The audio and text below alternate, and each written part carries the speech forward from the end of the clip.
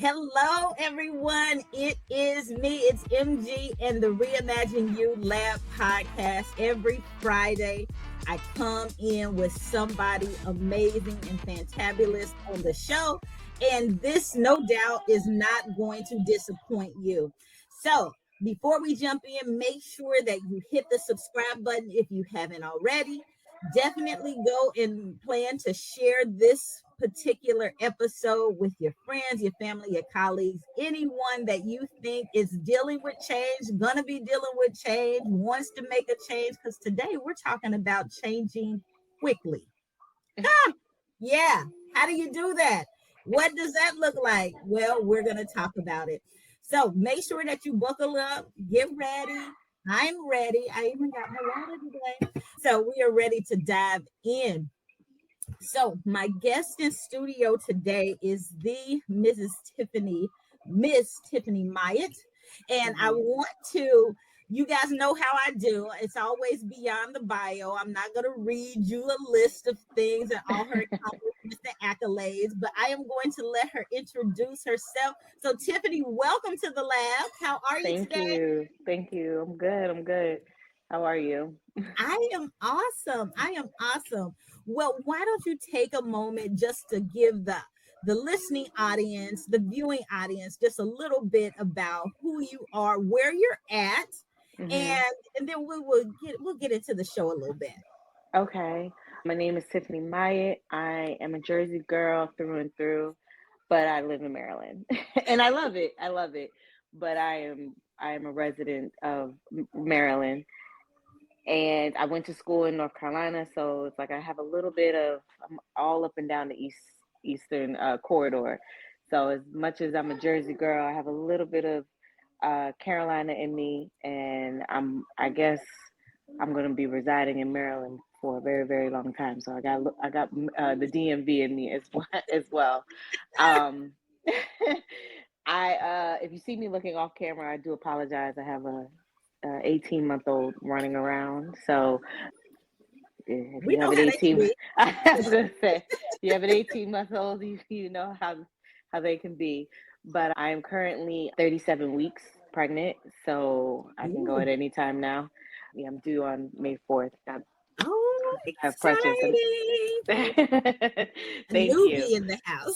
A newbie, 202. I work as a contracting officer for and a contract manager for the Department of Defense. I've been with 17 years. I know that sounds crazy because I'm very young.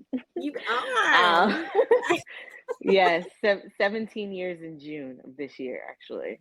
Yeah, 17 The years in time June. flies. It does fly. So I'm a manager for that, and then I'm Yeah. doing a little bit of everything. I do a lot for my sorority, and I do some Mhm. community service work just because. And whenever I'm not busy, I try to take a nap from here and there. Whenever you can fit one in. Whenever I can fit one in. If it's more than 10 minutes, it's a blessing. Yeah, listen, that's an important thing. Naps are good. We need Naps are those. good. Yes, We yes. definitely need those. Well, Tiffany, I am thankful that you said yes to coming on the show.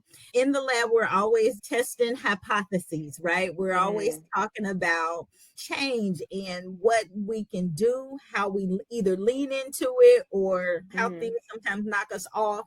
But also, how do we deal with change as it comes into our lives? And so when you and I were talking, we got into a really good discussion about some of the change that you have experienced and being able to manage it. And just like I said in the intro to the group, it's like, you guys, how do you deal with change and deal with it quickly? So, Tiffany, why don't you kind of start with or kind of share with everybody kind of this backstory of kind of right out of school, like Okay. making a decision to kind of get started and what am I going to do right after school? Right. College, you're speaking. College, Yes. college, Yeah, yes. yes, yes. So at the end of my college career, I mean, well, while I was in college, you would have assumed I would have told you I was going to be the next Black Barbara Walters mixed with Oprah, mixed with I can't think of his name right now, but I had like a good little thought plan of what I was going to do. Yeah. And I'm a graduate of North Carolina A&T class of '09. And if you remember, in 2009, the economy crashed. Yes, And it we did. were in massive recession, excuse me, all over. And I witnessed physically seeing people get laid off. Yeah. And I think witnessing that helped with my drastic changes and stuff, and Mm-hmm. how quickly I made decisions and what I started to value in my life. But needless to say, it was upon graduation. I was doing a summer internship. My mom had gotten me a summer internship my end of my sophomore year at the Department of Defense. I was like, I'm not working here. That's where she worked. I was like, I'm not working. This is not me. I need to be in front of the camera. I am a news reporter or sports reporter. Like, that was the path I Mm-hmm. was going, like one or the other. And I sat there and was like, fine, I'll do this for money. That was my idea, right? My sophomore year, I Yeah. was like, I'm only doing this for money so that I could pay for my books and stuff of that nature.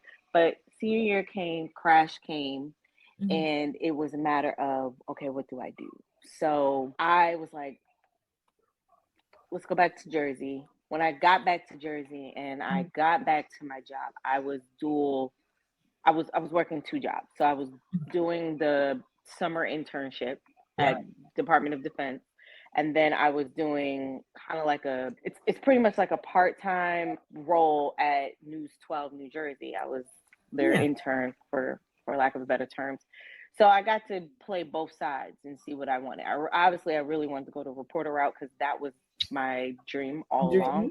Dream. Right. And then the Department of Defense hit me probably 60 days or less after I got back and was like, yeah, so we're doing this thing called BRAC, which meant we're leaving. We're out of New Jersey. We're going. You either get to choose to go, like you just don't work for us no more, or you get to go to Maryland, or you get to go to Alabama. Those are your three options. Mm-hmm. And of course, I'm like, okay, I'm 22. So I'm like, all right, when do I got to make that decision? And my boss at the time was like, oh, you have 2 weeks. But actually, I need it in 8 days because I got to do paperwork. And I'm Yeah. looking at her like, eight, eight 8 days. days? What's happening? And I remember running into my mom's office in another building and was like, is this for real? And my mom was like, yeah, I didn't tell you because they always talk about these things over the decades of me being here. So I didn't take it serious, and it's Yeah. serious. So I said, okay. So now I have to think. Naturally, my thought was, I'll just get rid of that and then go with the reporter job. Unfortunately, so I had 8 days. On the sixth day, as I was about to go into work for the reporter job, I saw the biggest face, right? Like, she was kind of like the main face of the station.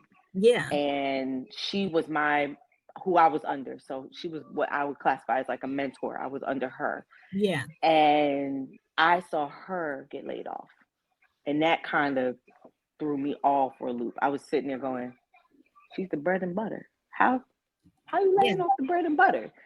And I remember asking her, like, what does that mean? What is she going to do? And she pretty much was like, well, I got to go apply here, and all that other stuff. So long story short, I just went back into the DOD and was like, I'm going to make this decision and I'm going to stay. And then they said I had 24 hours to pick between Aberdeen and Alabama. Mm-hmm. And I'm very, very, very family forward. So all of my Yeah. family's on the East Coast. The furthest I've been from my family is in North Carolina. However, North Carolina is where my dad's family's from. Mm-hmm. So as much as I didn't grow up with them, I felt a little bit more comfortable that if something happened, at least his family can come to me.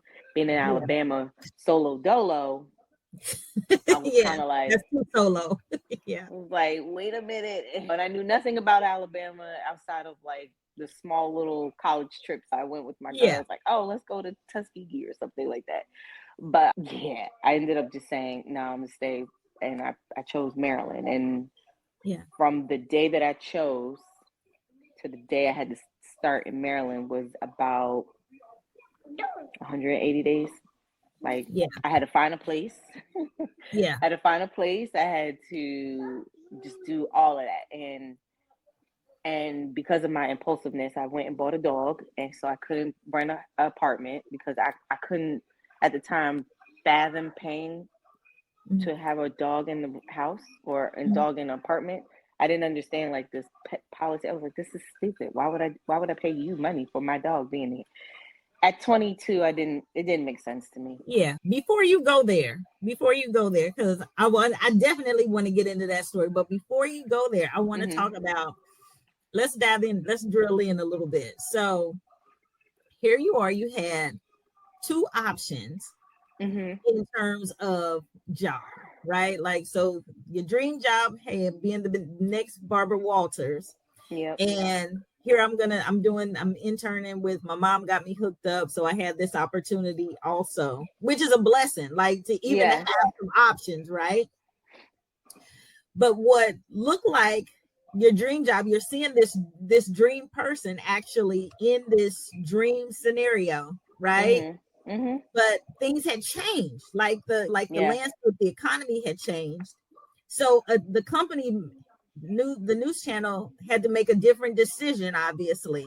And so the person who was living your dream job was now, and your mentor, so it was somebody that you even knew personally, was being asked to leave, right? So you got that, and then you've got, hey, I've got this other thing that I'm doing it because I can do it, but this isn't what I really had dreamed about doing. Right. But when I'm weighing the two options, and then you're 22 years old, fresh out of college, and it's kind of like still milk behind my gums. Yes. Yeah. So you're making like a big decision, like, and then you've got these other these variable things where it's kind of like, okay, do I pursue the dream? But I'm seeing that the dream could I'm gonna just say it was fading, because it's like, oh man, like right now this don't look dreamy. This looks like this dream, I could wake up in a cold sweat and not happy. And then I've got something that may be a little more sure, or something that I know that is here, is something that I can do. I can still kind of sink my teeth into it. So take us into you told us about the conversation that you were having with your mom. Like, mom, like, are they serious? Like, this is they're doing this job, like, But even before that, kind of take us into this mind space where you're like, you know what, when you said, you know what, I am willing to walk away from what it was I was really wanting to do, or really kind of dreaming about, because the landscape had changed, to pursue something that was a little more attractive from the standpoint of, hey, it's sure, it's secure here. Sometimes, like right now we live in kind of an age where it's kind of like, hey, you build your dreams, you kind of go for it, that's what you do, like, and you just can't, at all odds, like, you just go for it at 22. But you made a different decision. How was that for you? Like, it was hard, but I'll be honest with you, I had a different game plan. I was like, fine, I'll take this, what I call the safety job. But I figured, or I thought what I was going to do when I got to Maryland was have this safety job and then go for the Maryland market. That's what I thought I was going to do. And I think that I really had to sit down with myself and say, what's more important? Like, is it the whole, like, as much as I really, really, really, really, really wanted this job of being a reporter and all that other stuff, how far was I willing to go? How much was I willing to sacrifice? And at the time, I was willing to do everything, get it all done.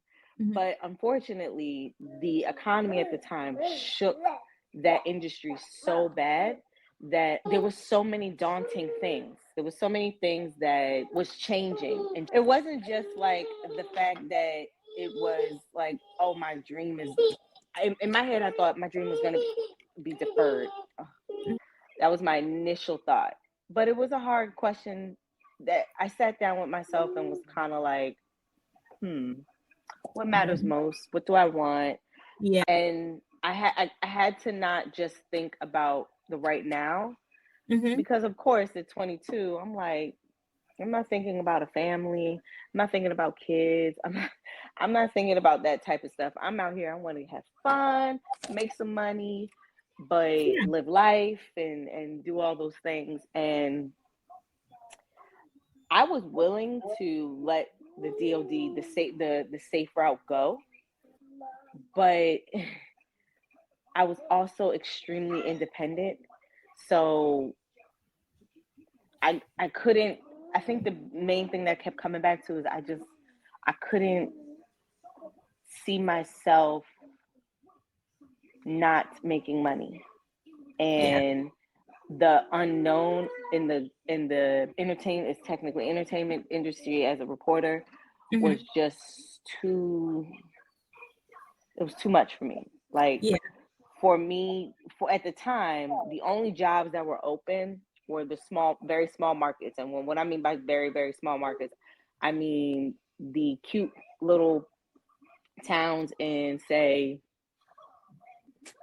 Arkansas or Mississippi or something like, which is not a bad thing. It's just, it wasn't what you were what you had planned. I knew I didn't want that. Yeah. So, and I was okay with if that was going to be my path I had to go down, because I knew that from school. Like, you have to start in the smaller markets to get to the really big markets, like New York or Chicago. Those are big. Those are like the number one. Yeah. So I knew that, but like where the jobs were in areas that I was like, do they accept me? Like, I don't, no. So I just said, you know what? Let's see what I can do with this safety net job. And in my brain, it was only a 5-year plan. I was going to be out of there. Here I am 15 years later. You know what? We were in a meeting with women, 200 plus women last week. And one of the speakers, Renalda Sullivan, as a matter of fact, she was on the show a couple of weeks ago. She talked about dreaming differently. And the concept or the premise of that dreaming differently was for her, she was pregnant, had a baby, and she was expecting to have a son, and she was going to be a football mom and be out there cheerleading and all these different things like that you plan to do if you're having a son. But what she learned when her son had turned 2 was that he was autistic and he was nonverbal. So he may never speak and stuff. And so that was, and so she she's a coach and and has a number of things that she kind of helps people with. But dreaming differently as an overall concept, I talk to people about reimagining. Like, you know what? The path is never linear. It's never, it never looks exactly the way that we planned or thought that it would. Yeah. But the dreams evolve and change and turn into something different. As long as you walk on a path, you're just not stopping, you know? Yes. Which is what my grandmother used to tell me. Like, just because you dream something and it may not come to what you want, doesn't mean that there's not another dream that keeps coming up. And she used to say all to me, remember, dreams are staggered. They're all over the place. And what you may have thought was a dream was not a dream, and leads you to your actual dream that you're not really knowing of at this time or whatever. So it's very, very, very fair. And that's actually what I ended up doing was I just reshaped things. And I said, okay, thank you. What does it look like from now on with this new career? And then at the time, I've always loved Maryland because I had family in Maryland when I was younger that we would come and visit. So, and it was always cool when I came to visit my cousins. I was like, oh, this is a nice little place, different from Maryland. I mean, from Jersey, but it this was kind of cool, Yeah.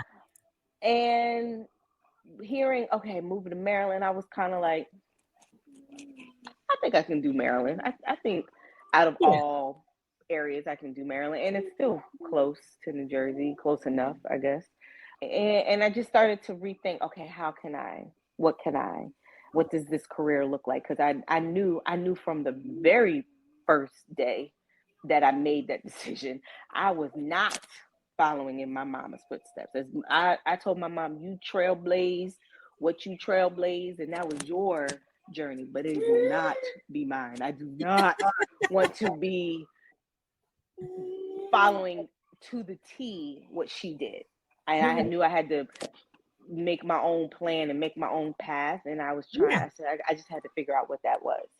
Yeah. So I just reshaped my thought process and Mm-hmm. decided, okay, well, my dream was a reporter. Doesn't necessarily have to end. And then what I did was, I think the first year, I ended up networking and I met someone, and she introduced me to the public affairs office.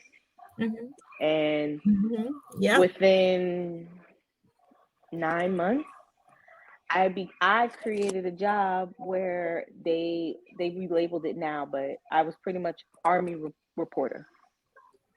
Nice. So yeah, Perfect. I wasn't the Yeah. reporter on the outside, but I was a reporter like the outside. I was a reporter on the Internal inside. communications. Yeah.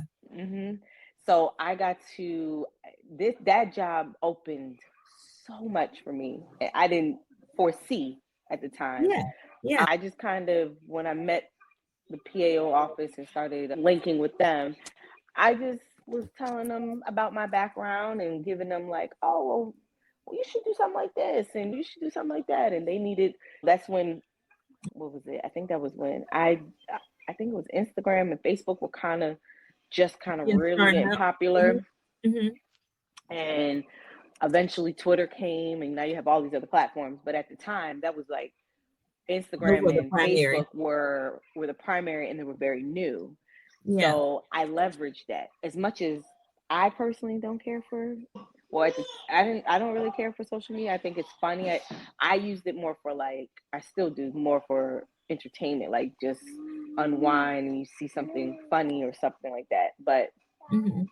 I knew as a career, I had to use it and leverage it. So I learned it, and I used that to my advantage and was trying to show them how we can bring more interest in and get the stories out and so Yeah. forth and so on. And they were like, like, where are you going with this? So I kind of did, I kind of brought to them like Good Morning America type feel. Yeah. And I was like, why don't we do something like this? Like, don't do exactly their platform because it's plagiarism, Right. but we can mimic You a can little switch it bit. up. Yeah. Yeah, we can mimic a little bit. Obviously, it will be Army based because that's what I was a part of, and we'll have soldiers and we'll do this and do that, and then that morphed into me having the privilege and the opportunity of getting to travel and and not only travel but live overseas. So I Yeah. got to explore the world, which was, Nice. at the time, I didn't realize how much I loved culture Mm-hmm. and love learning new things. And I got to do that through this job. So it's like I reshaped Yeah. my thought process and my Mm-hmm. change, and I Mindset. reshaped, Yeah. okay, all of that stuff. And I had to think on the dime and was like, all right, come on, how are we gonna make this work? But I took the quote unquote safety net and then expounded upon it. And Yeah. now I wouldn't change anything that I've done. I mean, I Absolutely not. yeah, it shaped me for who I am today. So Yeah, no, I love that. I love that. And you know what? Sometimes it is, again, that path is never exactly what we think that it's going to be. right. And a lot of what it is that we have in our heart and want to do, we can still do it. We just may have to do it different. It Yep. may look different, but it still satisfies and it still gives us the ability to use those skills and those talents, those gifts and those passions Right. that we have. You can still Yeah. use them, just using it in a different landscape. Yeah. And that's pretty much what I did. I mean, I took the cards that I was dealt with. I Mhm. chose the deck that I wanted, Yeah. and I was like, let's see how I can play this game. Yeah. And Yeah. it did help. I'm not gonna lie, it did help knowing that technically I had a fallback plan. Like my mom has always preached to us that we can always come home if it doesn't work. However, I'm her strong-willed child, and she Mhm. knew I wasn't coming back. as as as much as I love my mom and I love home and I love stuff, the moment I got a taste of it in college, Yeah. It's hard to I was come back. like, girl. And then I had the opportunity of buying my first home at the age of 23. Yes. Talk about that. And Like that's legit. That was yeah, legit. Yeah. so that kind of came because of my stubbornness, to be honest with Mhm. you. Mhm. With the move down to when I chose to move to Maryland, they pretty much presented it was like they're gonna PCS, which is acronym is blank, is making me go blank, but it could be the pregnancy. I do apologize, but it's pretty much like they will move you. They will give you money to move you. And I said, okay. And I was like, so what are we talking? Like I can get anything. Of course they were like, no, you're in a certain, like you get this Yeah. amount, do what you gotta do. Yeah. So as I said earlier, I did an impulse and went and bought a dog. That was my graduation gift to myself. Why I did that? Who knows? And when I was looking at apartments, a lot of the apartments were like, oh, you have this pet policy and you have to do this and do that. Didn't make sense. So I was talking to my boyfriend at the time, and he was saying something like, oh, well, if you own your own house, like you don't have to worry about that. I don't think he meant it in a sense of like, go out and buy your own house. I think he was just talking. Yeah. Yeah. Just So stating the fact. I took that literally. Okay. And I started looking into it. And I said, I remember going to my mom and was like, I think I want to buy my own house. And she's like, girl, you're 22. What are you talking about? And I was like, so who at your age knows anything about home ownership? And I was like, I said, I don't want to pay that. I don't want to pay the pet thing. I don't want to pay that. Like I was kind of just sitting there thinking to myself, Yeah. like, that's not something I want to do. Yeah. So I met a realtor. She was wonderful, Pamela Cox. I love her. And she taught me a lot. Like she sat there, she didn't just take me as a client Mm-hmm. and just wing me around. Like she understood that I was young. She understood that I didn't know nothing. Yeah. I knew absolutely nothing. So she taught me every step of the way. She sat down and was like, if this is what you really want, this is what your bills are going to look like. This is what this is going to look like. This is what that is. This is what MPI is. Like she taught me the Yeah. whole game. No, that's good. And That's real yeah, good that you did that. and every house that we would go into, she would almost test me to see like if I'm paying attention to what she's saying. She's like, you got to look at this and look for that. And when we would go into the houses, and after a while, I just got better and better and better and better. And she ended up finding my wonderful townhouse. And I was lucky enough that the owner of the house was retiring, and her daughter was retiring her. So as a pay forward, she wanted to give her house to a young lady. Mm-hmm. So I just so happened to To be the recipient be of it. yeah, it was like a right place, right time type situation. So she cut me a nice, beautiful deal, and I was able to buy that house at 23, and I stayed there for 10 years. So Nice. that was something that was new. It was a good big change. So I never lived in an apartment. Like I don't know what that's like.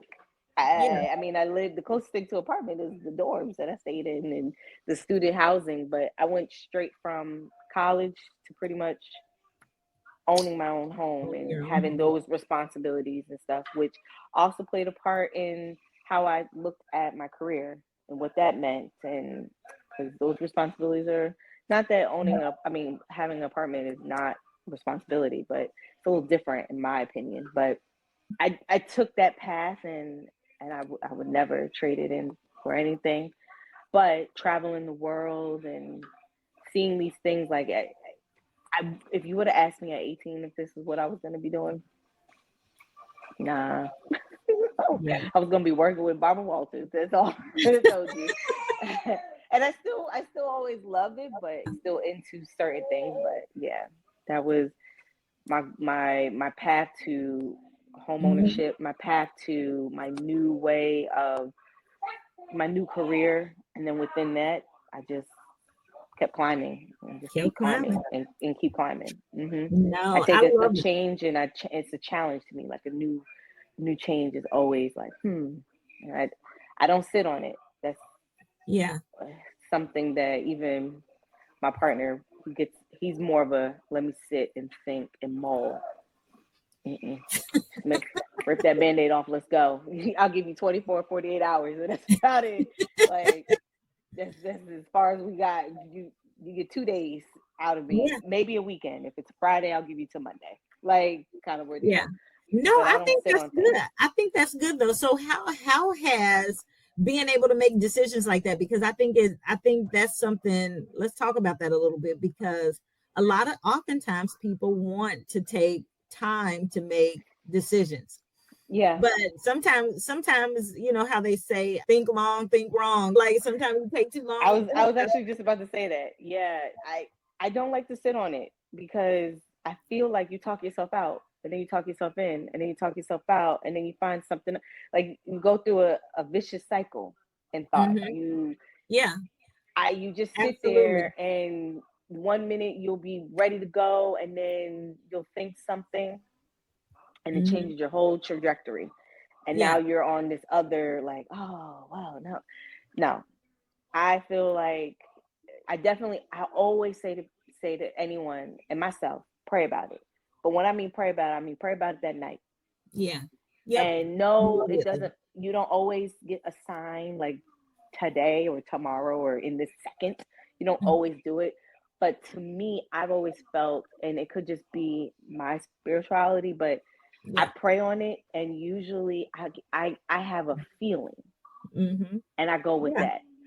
So I don't need 17,000 days to figure out if I'm gonna do something. But I always know that I've also believed in myself that if I take a risk, I can figure out a way to bounce back from that risk. And that's what a risk is, right? It's just You the good and the bad. And here's the thing, life is not without risk. Sometimes we would like to, like, you got small kids, you got a small child, you got to have another. And sometimes we take the risk out of the way. We don't want our children to get hurt. And so we kind of move things out of their way so that they don't. But I don't do that. But life is not without risk. Like, yes. I mean, you gotta think, even in relationships. You take a risk when you walk into a relationship with somebody. You take a risk when you take any type of job. It could be something from small as babysitting to as grand as being a CEO. You take a risk when you live in a certain area. You take a risk, even if you know the area, you still take a risk. It's a risk. So to me, it's like we technically deal with a version of a risk every day of our lives. It may not necessarily look like a risk because it may be something that we know or we've done or we've seen or something of that nature, but technically it's a risk, right? Like I'm risking right now my 18-month-old wandering the house while I'm sitting here. I'm risking for something to not fall and break or something, or she not get hurt or something like that. Like we do risks all the time. The risks just shift and change, and so to me, I wouldn't say I wasn't nervous about all these changes, because I was. I just kind of was just like, okay, let me pray about it. And then once I prayed about it, I gave it over. I was like, all right, let's rock. I love that. We came with, and my mom sometimes used to call me crazy. She's like, I think you're doing too much. I think you need to, and I'm just like, no, I think I'm good. I'll figure it out. Like that's usually my answers. I'll figure it out. I'll work it out, And even in my stressful moments or moments where I am extremely it's in and over my head. Mm-hmm. I've learned to just breathe. I've learned to just, Yeah. I've also Yeah. learned to literally scream. Like, I know it sounds corny, but there's a place in Maryland that I drive to. I go there. Mm-hmm. I just let it rip, like just scream. And I'm not a like high pitched movie scream. No, that's, Right. I'm talking like get my Yeah. You're the diaphragm and better. just Yeah. screaming out. If I gotta cuss, I cuss. If I gotta stomp, I stomp. If I gotta cry, I cry. But I get it all out right then and there in that moment. Just me and nature. Yeah. And that for me has always helped me. And I've always told my friends, you don't necessarily have to do exactly that, but like Mhm. find that Yeah. version, find that for you. For you. It won't, yeah, Absolutely. it won't necessarily, it's not gonna fix anything. However, it will clear your mind. Yeah. You at Oh, least yeah. will have sit there and That go, okay, release. Hmm. yeah, that releases everything. It And is. It is. I try my best to release, especially Yeah. now with I have a lot going on in my world. So there are moments where I need my release. I need to just go and breathe or go and scream. And then I can Yeah. come back and go, okay, let's Yeah.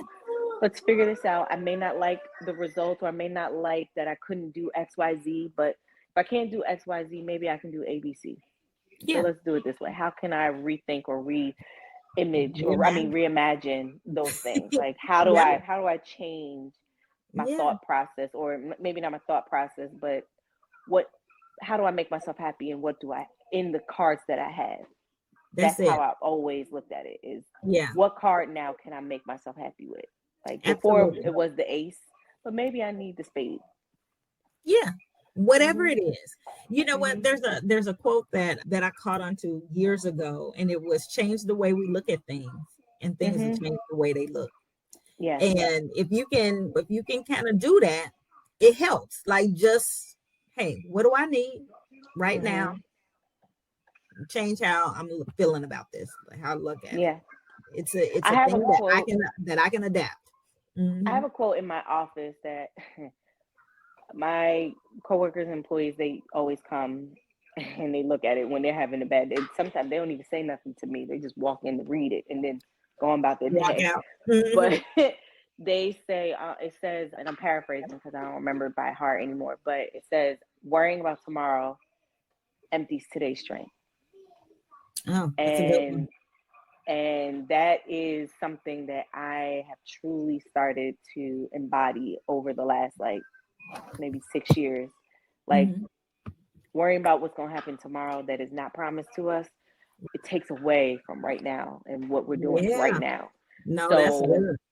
that's also something when I'm thinking of these daily challenges and or these quick changes that I got to make sometimes. Right. I try not to think about tomorrow Sunday or tomorrow Monday or tomorrow whatever, or Right. 5 years from now or 3 years from now or something. I try to stay in the zone and say, Right. what is today? What am I supposed to tackle today? How am I supposed to be affected today?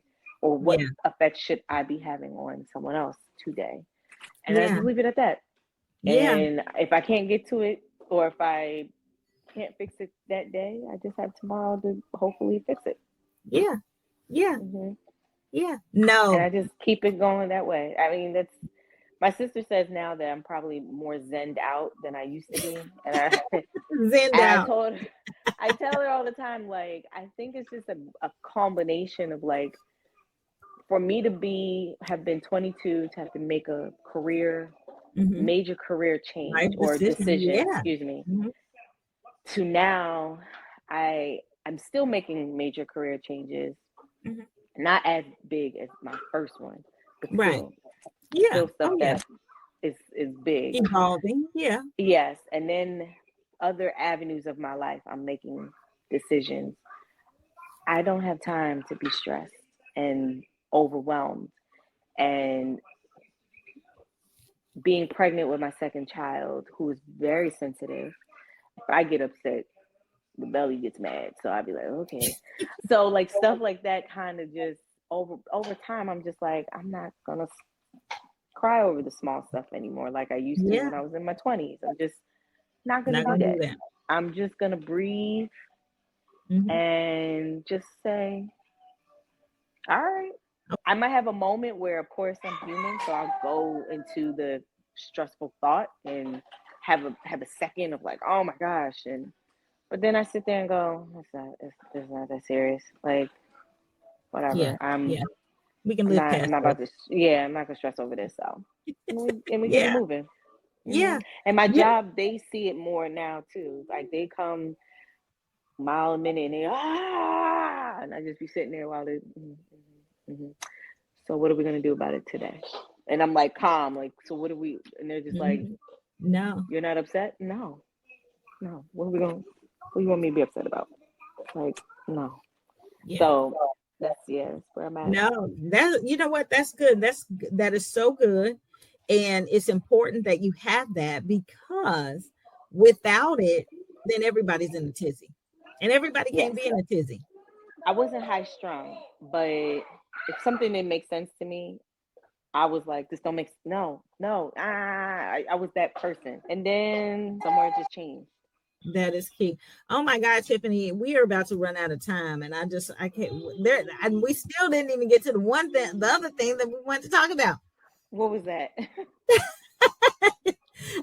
We were gonna talk through about even how we change with friend groups. But what I'll do is I'll invite you back for a group because there's a couple of people that have some dialogue. As I was telling them about the conversation you and I were having, there were some other folks that were like, oh, Michelle, that's good. I can talk about that all day. And I was like, yeah.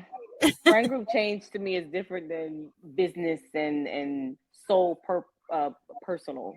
Like friend group change, especially for females, is very hard on us.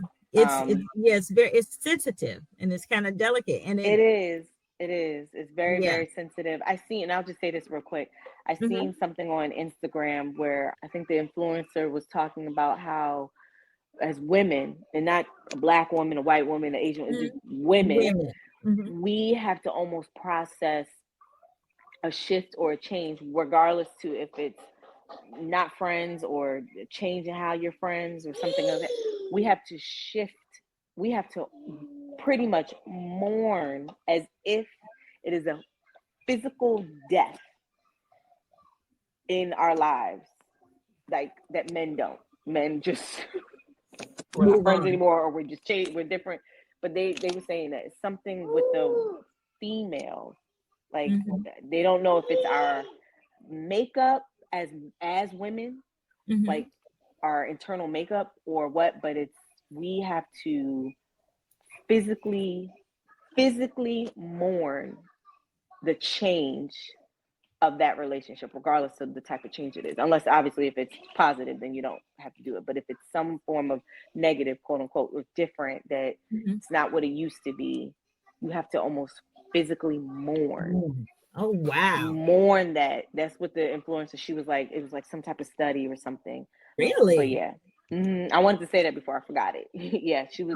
It was very, very, very, very interesting. She said, yes, women and more. Everyone's mourning looks different, but we technically all women, we all mourn that change in relationship. And if you think about it, like you personally think, like your friends and the ones that have changed, either for we're no longer friends, or our friendship is different than what it was maybe early on. Like we don't talk as much or see each other. We all had a quick couple seconds or maybe minutes or months or years where we mourned that it's not what it was. Some of us would have cried or got mad, a little bit jealousy, something. That's pretty much what that influencer was saying. I thought it was very profound because I was like, oh, yeah, because you kind of feel that. Yeah, I was like, because I had to sit there and think, and I said, wow, like that is truthful. That's true. And then of course she said, like, even if you're a mom, it's even worse because especially like first time moms, you have your whole thing just changes. Your whole life goes from it's just you to now it's you and a baby, you and a man, or you and this or whatever. But she was saying, like, not that men don't have these different stages in life, but she was like speaking solely on the woman. we go through various stages of life, from when we hit puberty and we're Mhm. now becoming women. And then we hit societal norms of what our body should look like, what our hair should look like, so that type of Mhm. stuff. Yeah. And then we move into, say, motherhood, what that looks like, and how this and how to that and da da da. Yeah. And then she was just like, so we go through all these stages, All and this unfortunately, all these stages, women, we hit at different times. So you're not going to be where your friend is at all times. So she Right. was like, so what forces us to rethink our friendships, not purposefully, but just because it's not benefiting us at the moment. Mhm. And because of that, we end up going through a mourning stage. That was pretty much what she said. I thought it Wow. was, if I can find it, I will send it to you. Yes. But it was so profound. Like Yeah. I was just staring at the clip like, She just that said makes something a real. lot of sense. Like, she Yes. said, yeah, Like, she goes, women do this, men don't. She was like, not that men don't, but it's not in their it's makeup. not in Like, the same women way. Yeah. always do it. Like, she said, we're always doing it. And she said, we even do it with our family. She said, we just something that we do. We just, some of us do it out loud. Some of us do it silently. Some of us do it very blatant. Some of us do it oblivious. Like, it's just like, but technically we all do it. We all do it. I'll tell. Yeah. You're going to have, definitely send me the clip. If I can Definitely find it, because I, like I said, I know, you know how, like, I know how, like, when you stuff is scrolling, it's like, oh, it's gone. Like, you try to go back it was and one of find those. Yeah, it was one of those things that like just popped up on your on my page, and I your was just feed. like, Yeah. what is this? So if I can find it, I promise you I will send it so that you can even share it with your viewers, because I thought the woman spoke very, it was captivating, I'll say it that way, and she didn't try to make anyone look feel bad or bad sound about it bad. or anything. Yeah, Like, just, but like, she was just more like, this is unfortunately self-awareness. what it is. Yeah. Yeah. Like, be aware that this is a thing that's happening to you. Be aware that you have technically mourned like a death. Wow. I wanted to say that because pregnancy brain, I might forget. No, sometimes so I just have to get it out. I am so glad you did. No, Tiffany, this has been great. Thank you so much for coming on and being on. Before I close every show, I always ask, what is one thing, one piece of advice that you would give to anybody as it relates to change and changing quickly? Lean into it. Without hesitation. Lean into it. It was presented to you for a reason. And it may not always mean that you take it. What I mean by lean into it, lean into the challenge that is presented it to you. So you got to make a change quickly. That just means that the season is up for you. So which way are you going with this season or with this opportunity? So lean into it. Lean into it. Think about it real quick. Don't mull over it, because if you mull over it, you're gonna psych yourself out. Like, give yourself a nice, cute little window, 2 days, 3 days, but no more than that. And go with, if you're the type of person that has to write it down, like I think there's people call it like a pro and cons list. Do the pro and cons list, but do it within that window, that short window. But take the challenge of something is on the horizon. That's the only reason why this risk is coming to you, in my humble opinion. So lean into it. Lean into it. Enjoy it, and understand that it's going to shake you up. Not necessarily a big shake up, but either if you take it or not take it, or do it or don't do it, or however, it's going to change or add to you. That's good. I love it. I love it, my dear. It has been a pleasure. Thank you so much for coming in. No problem. Well, I may have to bring you back. Hey, whenever you need me. This has been the Reimagine You Lab Podcast with me, MG, and my guest, Tiffany Myatt. Make sure you tune in, join the show, share episodes, like, post, share with those that you know. Make sure that you subscribe if you haven't already. I thank you every week for tuning in. You guys have been incredible to make the show what it is, and I just love showing up here and showing up with a wonderful guest. Tiffany, thanks again. And I will see you Have a good guys one. next week. All right. Have a good one.